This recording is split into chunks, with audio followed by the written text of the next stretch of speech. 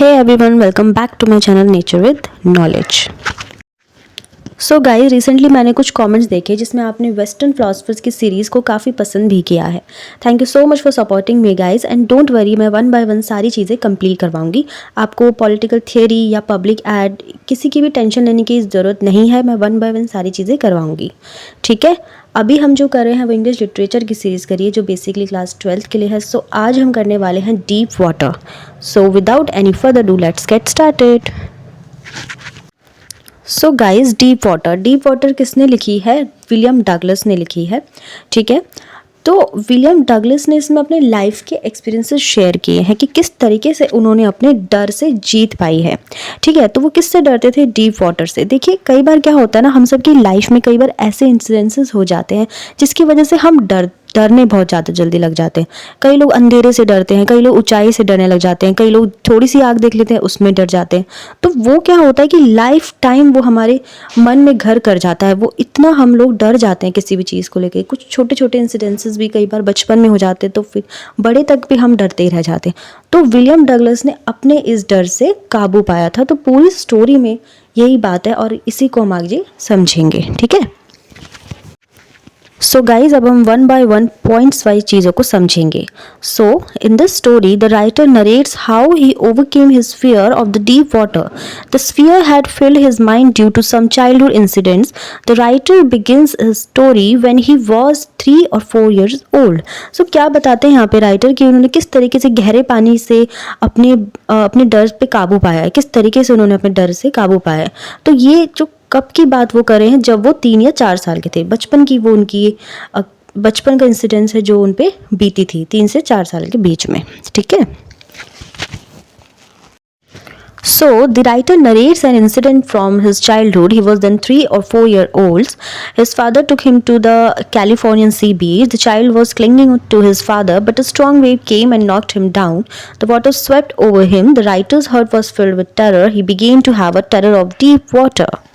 सो writer यहाँ पे अपने बचपन की एक घटना के बारे में बात कर रहे हैं कि उस वक्त वो थे 3 से 4 साल के बीच, उनकी एज थी उस वक्त. ठीक है. उनके पापा उन्हें कैलिफोर्निया के सी बीच पर ले गए थे. तो वहाँ पे वो बहुत ज़्यादा डर रहे थे क्योंकि अभी तो वो छोटे ही थे ना. तो एकदम से वहाँ क्या होता है, एक लहर आती है और उसे एकदम से नीचे पटक देती है. यानी कि एकदम से सी बीच की लहर एकदम से राइटर के ऊपर आई और एकदम से राइटर नीचे गिर जाते हैं उस वक्त. तो राइटर उस वक्त इतना ज़्यादा डर जाते हैं कि उन्हें बस ये था कि मैं यहाँ से चले जाऊँ. ठीक है. और तब से ही राइटर को गहरे पानी से बहुत ज़्यादा डर लगने लग जाता है. ठीक है. So however he decided to learn to swim. He joined a local swimming pool. He got new water wings and started paddling in the water in the manner of other boys. But one day a terrible thing happened. The writer was sitting alone on the side of the pool. A big boy suddenly came there. He picked the writer up and tossed him into the deeper side of the pool. सो अब writer ने क्या decide किया कि वो अब swimming सीखेंगे. ठीक है. तो उन्होंने लोकल स्विमिंग पूल ज्वाइन किया. उसके बाद वहाँ पे उन्होंने पानी में तैरने के लिए नए वाटर विंग्स ले लिए थे और दूसरे लड़कों की तरह पानी में पाँव चलाने लगे थे उस वक्त. सो एक दिन बहुत ही टेरिबल चीज़ हुई. वो क्या हुई, राइटर अकेले बैठे हुए थे पूल के साइड में. ठीक है. तो एक बड़ा लड़का वहाँ पे आया, अचानक से आया. उसने क्या किया, राइटर को उठाया और पूल के जो बहुत ही गहरा साइड होगा, जहाँ पे पूल बहुत ज़्यादा गहरा होगा, उस साइड उन्हें टॉस्ट कर दिया. ठीक है. तो इससे क्या पता चलता है कि कई लोग अननेसेसरली किसी को परेशान करने का कोई भी मौका नहीं छोड़ते हैं, जो कि बिल्कुल गलत होता है. ठीक है. Okay, now the writer went at once to the bottom of the pool. He used all his strength to spring upwards. He came up slowly. He could see nothing but water. He lost his breath. His lungs ached. He was getting dizzy. He tried to cry in fear, but no sound came. He went down thrice, and thrice he tried to come up, but all his efforts failed. Then he stopped all his efforts. अब क्या होता है, writer क्या करते हैं, pool के एकदम bottom में चले जाते हैं. अब वो क्या करते हैं, ऊपर उछलने के लिए अपनी पूरी स्ट्रेंथ लगा देते हैं ऊपर आने के लिए. ठीक है. बट ऐसा हो नहीं पाता. वो धीरे धीरे ऊपर आते हैं और उन्हें क्या दिखाई देता है, पानी ही पानी. ऑफ कोर्स स्विमिंग पूल में पानी ही पानी उन्हें दिखाई देगा. ठीक है. और उन्हें ऐसा लगता है जैसे कि उनकी मतलब वो सांस भी नहीं ले पा रहे थे उस वक्त. उनके लंग्स में भी उन्हें दर्द, उस वक्त पेन फील हो रहा था. ठीक है. और उन्हें पानी के अलावा कुछ भी उस वक्त नहीं दिखाई दे रहा था। उनका जो सर है वो उस वक्त चकरा रहा था बहुत ज़्यादा, ठीक है। और इतना वो डर गए थे क्योंकि वो ऊपर आने की कोशिश कर रहे थे बट उनसे हो नहीं पा रहा था। वो इतना डर गए थे कि डर के मारे उनकी आवाज़ें तक नहीं आ रही थी, इवन वो चिल्ला तक नहीं पा रहे थे। 3 बार उन्होंने ये कोशिश करी लेकिन तीनों ही बार वो फेल हो गए थे अपनी कोशिश में। उनके सारे एफर्ट्स बिल्कुल भी काम नहीं आ रहे थे। तो एट द एंड उन्होंने क्या किया, ये सारे एफर्ट्स लगाने उन्होंने छोड़ दिए, ठीक है। Okay, a blackness swept over the writer's brain. It wiped out all fear. There was no more panic. He began to think, this is nice to go to sleep. There is no need to jump. Now I must go to sleep. Then everything blanked out. अब क्या होता है, writer के दिमाग में एक अंधेरा सा छा गया था उस वक्त। इससे उनका जो डर है वो भी ख़त्म हो गया और अब कोई घबराहट नहीं थी, ठीक है। वो सोचने लगे अब बढ़िया है, मैं सो जाता हूँ, अब उछलने की भी कोई ज़रूरत नहीं है, अब मुझे सो जाना चाहिए। और फिर उन्होंने हर बात अपने दिमाग से हटा दी, ठीक है। Okay, but luckily he was taken out and saved from drowning. The chap who had thrown him in was saying, but I was only fooling. Several hours later, the writer walked back home. He was weak and trembling. He could eat nothing that night. For days, a terrible fear filled his heart. He never went back to the pool. अब writer को बाहर निकाल लिया गया था और उन्हें डूबने से बचा लिया था। जो वो लड़का था जिसने उन्हें अंदर फेंका था, वो कह रहा था कि उसने क्या कहा कि मैं मजाक कर रहा था। देखिए, कई बार क्या होता है कि मजाक मजाक में ही बहुत सी चीज़ें बिगड़ जाती हैं। कई कुछ शरारती बच्चे होते हैं, कई बार किसी को भी धक्का दे देते हैं और कहीं भी गिरा देते, तो क्या ये सही है और इसे मजाक में लिया जा सकता है?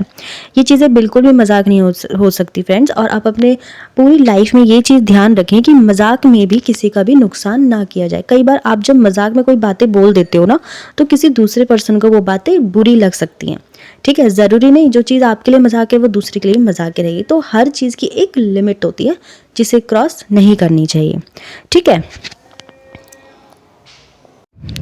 अब उसके बाद राइटर कुछ आवर्स बाद अपने घर वापस चले गए थे। उस वक्त वो बहुत डरे हुए थे, ना वो कुछ खा रहे थे ना कुछ पी रहे थे, बस डर महसूस कर रहे थे और बहुत ज़्यादा कांप भी रहे थे। तो अब उन्होंने क्या डिसाइड किया, मैं वहाँ पे कभी भी नहीं जाऊँगा, पूल में अब कभी भी नहीं जाऊँगा, ठीक है। Now, the writer visited some famous water spots of his country, but whenever he wanted to put his foot into them, his old fear would come back to him. It spoiled all his joy of boating and fishing. So the writer once again decided to learn to swim. So अब उन्होंने क्या decide किया, कुछ उन्होंने अपनी country के कुछ famous pools में स्पॉट किया, वहाँ पे वो गए और बट वो फिर से उनका डर वापस आ गया था क्योंकि वो बहुत पहले से ही डर चुके थे, ठीक। और फिर उन्होंने डिसाइड किया कि वो अब स्विमिंग सीखेंगे, ठीक है। Now the writer engaged a very expert and experienced instructor. This instructor put in a lot of effort with the writer. The writer also worked very hard. Bit by bit, he lost some of his old fears. At last, after many months of hard practice, the instructor said to the writer, "Now you can swim. Dive off and swim the length of the pool." The writer was able to do it. The instructor's job was finished. अब writer को कौन मिले, वो बहुत ही experienced instructor मिले और बहुत ही expert थे वो, और इवन वो बहुत अच्छे थे और बहुत ही हार्ड वर्क कर रहे थे उनके साथ, ठीक है। दोनों ने ही बहुत प्रैक्टिस करी और धीरे धीरे उनका जो डर है ना वो कम होता गया, ठीक है। तो फ्रेंड्स, क्या होता है, कई बार आपके इंस्ट्रक्टर ऐसे होते हैं, कई बार हम ऐसे लोगों से टकराते हैं जो कि बहुत ही पॉजिटिव बिहेवियर वाले होते हैं जिनसे आपको गाइडेंस मिलती है, ठीक है। और कई लोग ऐसे होते हैं जो कि बहुत ही नेगेटिव बिहेवियर वाले होते हैं जिनसे हमेशा एक नेगेटिव वाइब्स आती है। तो इन दोनों चीज़ों का भी बहुत फ़र्क पड़ता है। तो सेम राइटर के साथ भी ऐसी था। तो अब वो जो इंस्ट्रक्टर के साथ वो जो प्रैक्टिस करते थे वो धीरे धीरे अब चीज़ें भूलने लगे थे, ठीक है। इंस्ट्रक्टर का काम भी अब ख़त्म हो गया था, तो अब राइटर को खुद से प्रैक्टिस करनी थी, ठीक है। Now the writer would try to swim alone in some rivers and lakes. Sometimes little memories of the old fear would come back, but he would drive them out of his mind at once. At last he was able to conquer all fear of deep water. He could swim miles across big rivers and lakes. So अब क्या होता है, अब वो कुछ rivers में कुछ lakes में try करते हैं कि अब मैं अकेला तैरूँगा। अब कोशिश करते हैं, कुछ चीज़ें याद आती, कुछ बैड मेमोरीज उन्हें याद ज़रूर आती है, बट हाँ वो अपने डर पर अब काबू पा चुके थे और अब वो ट्राई करते थे कि वो अब स्विम करे रिवर्स में, लेक्स में और बड़ी बड़ी नदियों और झीलों के आर पार वो बहुत अच्छे से तैरना सीख चुके थे, ठीक है। और किसकी वजह से हुआ है, वो उन एक्सपर्ट की वजह से ही ये चीज़ें पॉसिबल हो पाई। और चीज़ें किसकी वजह से बिगड़ी थी, उस बच्चे की वजह से बिगड़ी थी जिन्होंने उन्हें पूल में फेंका था, ठीक है। The writer's experience of swimming had a deep meaning for him. There is terror only in the fear of death. In death there is peace. Therefore all one needs to fear is fear itself. So writer का तैरने के बारे में जो experience रहा है वो बहुत ही उनके लिए बहुत ही डीप मीनिंग उनके लिए रहा है। ठीक है, तो अब उनका क्या मानना था कि जो हमारा डर है ना उससे ही डरना चाहिए। इवन डेथ से ज़्यादा आप मरने से डरते हो, उससे ज़्यादा आप अपने डर से आप डरो। ठीक है, अगर आप अपने डर से जीत जाते हो तो समझ लो आप सब कुछ जीत सकते हो। ठीक है, so guys that's it for today. ये थी हमारी स्टोरी डीप वाटर। इससे आपने क्या सीखा? सबसे पहले तो हमने इससे ये सीखा है कि किसी को भी अननेसेसरली परेशान नहीं करना चाहिए। देखो मजाक होता है हद तक। अब उस लड़के ने अगर इस तरीके का मजाक ना किया होता, उन्हें इस तरीके से फेंका नहीं होता, तो हो सकता है कि वो एकदम से इतना ज़्यादा ना डरते। ठीक है, और दूसरी बात हमने क्या सीखी है कि गाइडेंस किस तरीके से इंसान की लाइफ में एक पॉजिटिव चेंजेस ला सकती है। तो अगर आप किसी फील्ड में हैं जिसमें आप किसी को गाइड करते हैं या आप किसी प्रोफेशन में इस तरीके के प्रोफेशन में हैं, तो आप पूरी कोशिश कीजिए कि अपना बिहेवियर पॉजिटिव रखने की कोशिश करें ताकि किसी भी पर्सन की लाइफ में पॉजिटिव इम्पैक्ट ही पड़े। अगर उनके इंस्ट्रक्टर जो है वो अच्छे नहीं होते, वो उन्हें बहुत ही स्ट्रिक्ट अगर वो बहुत ज़्यादा होते, हमेशा गुस्सा करके सिखाते, अब बार बार उन्हें एक ही चीज़ में पिन करने की कोशिश करते, तो हो सकता है राइटर उन सब चीज़ों से बाहर ना आ पाते। ठीक है,